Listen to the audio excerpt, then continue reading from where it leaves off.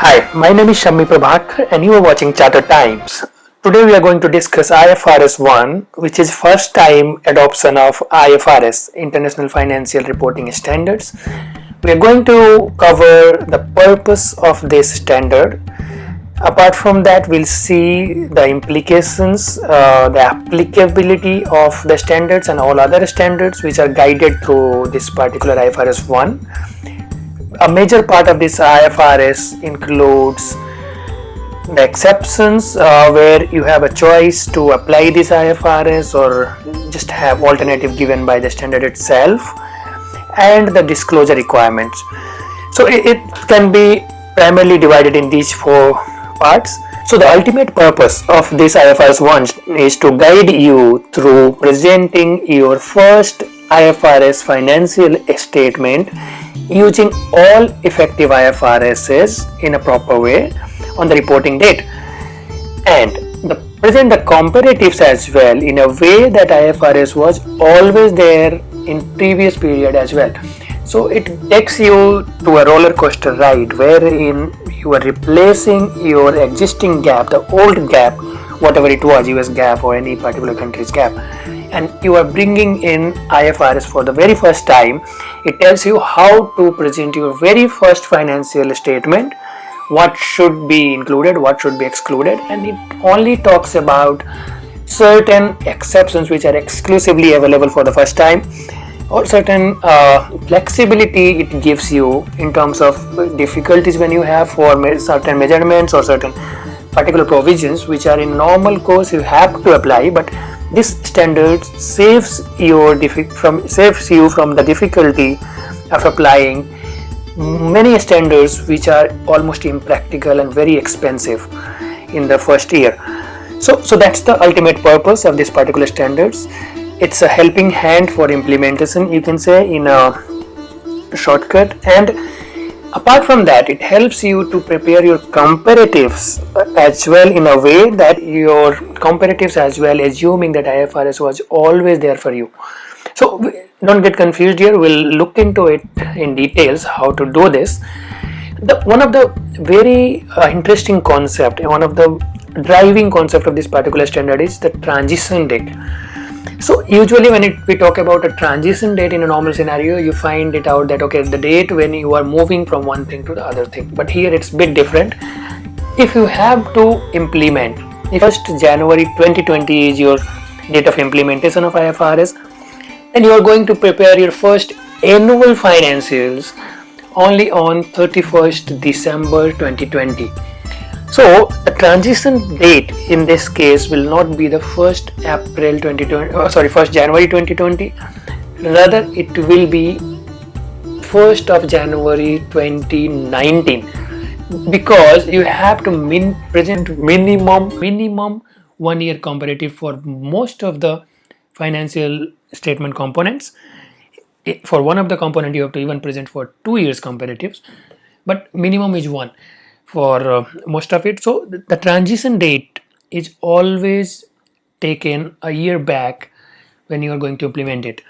So then another twist to the story here is when you're preparing a opening financial statement, you're preparing the opening statement of financial position, for the company in very first place on the transition date, you have to use the same IFRSs which are applicable not on that date, rather on the date of your first reporting.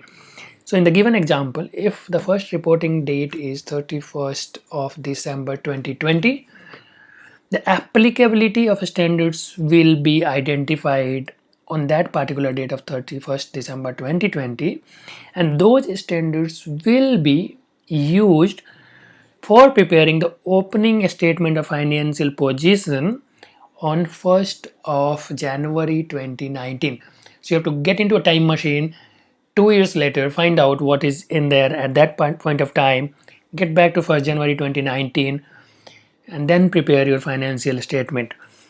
This particular step, preparing the opening financial statement, needs a lot of recognition, measurement, and reclassification of assets as well as liabilities. due to transition from the previous GAAP to IFRS. There could be many assets which were recognized in your previous GAAP, which doesn't need to be there anymore in IFRS. There could be many assets which were not recognized, but now you need to recognize them in your books as per IFRS. Similarly, there would be a lot of changes from the measurement principle. There could be many assets on the cost measurement basis which you have to make it on fair value, or vice versa. There could be many assets which could be classified from one category to the other category as a transition provision requirement. So to reconcile all these differences, just to make it more useful for the users of the financial statement, you also need to prepare a mandatory reconciliation between the previous GAAP and IFRS, which has to be attached with your first financial statement. So we'll look into it, the disclosure requirement, a bit later. First of all, we have to see the applicability. So IFRS 1 is generally applied only once. There are certain hypothetical examples, we'll not get into it, but it's only applicable for the first year when you are going to implement IFRS for your entity. It doesn't mandate any preparation of interim financial statement, but in case you are preparing an interim financial statement, then it asks you to follow the same rules which you follow for preparing the annual financial statement. So there is no exceptions in the name of only interim financial statement if you just want to get some exceptions there. Now, one of the best principle you have to always remember is whatever reclassifications or measurement or any other changes are arising from the GAAP changes, from the transition. So any kind of transition differences arising from the asset or from the liability, they will all be recorded in retained earnings. So the opening balance adjustment, when you are preparing the opening statement of financial positions, all the differences out there from the transition effect will get into retained earnings or other equity components. So for example, other equity, you should not get confused. So most of the time it's retained earning, but for example, if there is a revaluation surplus account for the PPE, for property, plant and equipment, as per IAS 16, you can take the differences, you can take the transition difference to the revaluation surplus account instead of taking it to the retained earning account. There are a lot of exceptions in this particular standard, and it's only there to help you out with the transition. So you have to know what are your benefits, what are the flexibilities standard is giving to you. If you miss out any of these exceptions, probably you will be losing a lot of time and money on if you don't know what are your rights. So there are a couple of mandatory exceptions which everyone has to follow, irrespective, there is no choice there. So they're pretty simple. So if there is any derecognition of financial instrument, it's covered in mandatory exceptions. Hedge accounting, estimates changes are not required to be done for transition difference unless there is an evidence, objective evidence for an error. Consolidation and non-controlling interest are part of mandatory exceptions. Government loans at subsidized rate of interest, usually to consider it as a grant or financial asset. These are also part of the mandatory exceptions, which are always useful if it's applicable for your entity. There are a lot of optional exemptions wherein standard asks you to follow an alternate method. So you have one method specified by other IFRSs, guided by other IFRSs which are applicable to you, but you have an alternate way given by IFRS 1 which will help you to save a lot of cost and efforts at the time of transition. One of the first one, if I talk about if there is a business combination, if there is a business combination which is acquired particularly before the transition date, you have certain exemptions which are very useful in terms of accounting that business combination in IFRS. If there is a deemed cost, so deemed cost, if I just try to explain it, there are certain ways to calculate your cost in different standards for different kind of assets and liabilities. For example, IS 16 deals with the property, plant of equipment, and it asks you to value your asset in a certain way. Similarly, there is a standard for investment property. There is investment for there is a separate standard for intangible assets. There are rate regulated entities. All these particular standards gets an exemption here, so you get an alternate way. So you don't need to follow, certainly the way standard is telling you, but you have certain other ways also given by this particular standard only for the first year. These benefits will not be carried forward after the transition period, after the IFRS is implemented. So it's only available for the year one.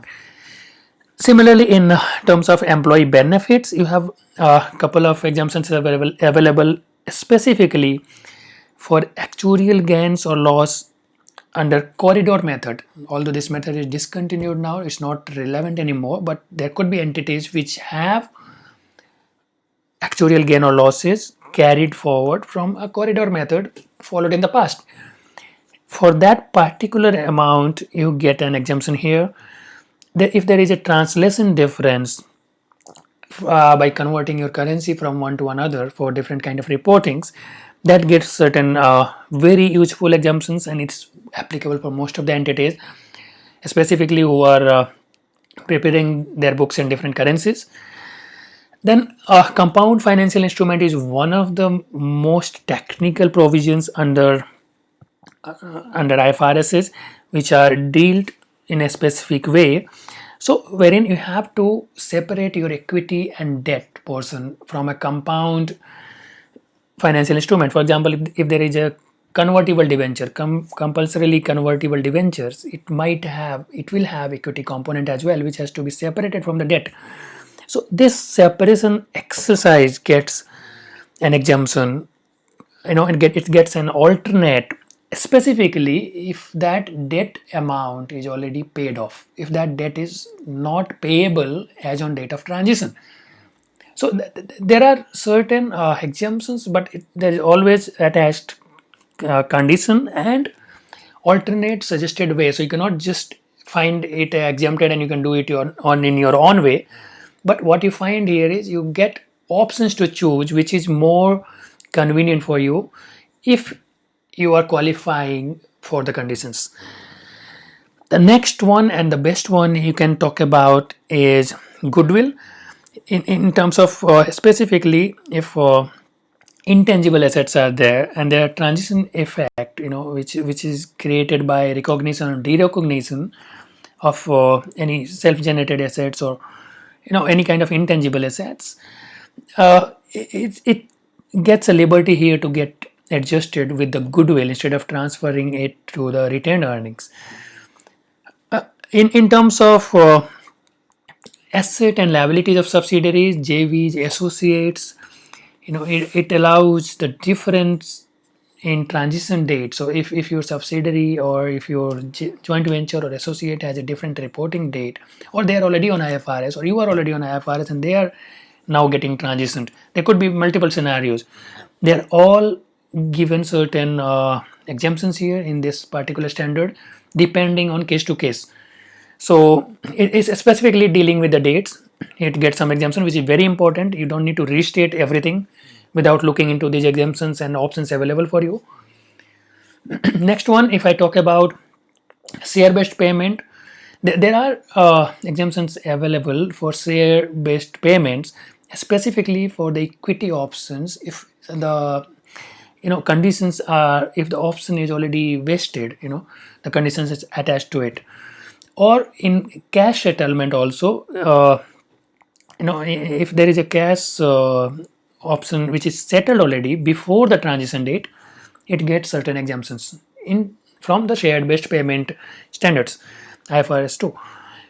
In insurance contracts, similarly, it gets a lot of disclosure related exemptions. For leases, it gets exemption from the lease standard requirements, specifically for measurement and accounting. The fair valuation of financial instrument, specifically initial recognition, gets exemption here. The service concession arrangement is just, I'll tell you what is service concession arrangement before I get into the exceptions.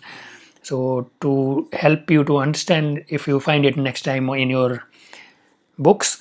So a service concession arrangement is something wherein a private company participate in a public sector service, for a contract through an arrangement.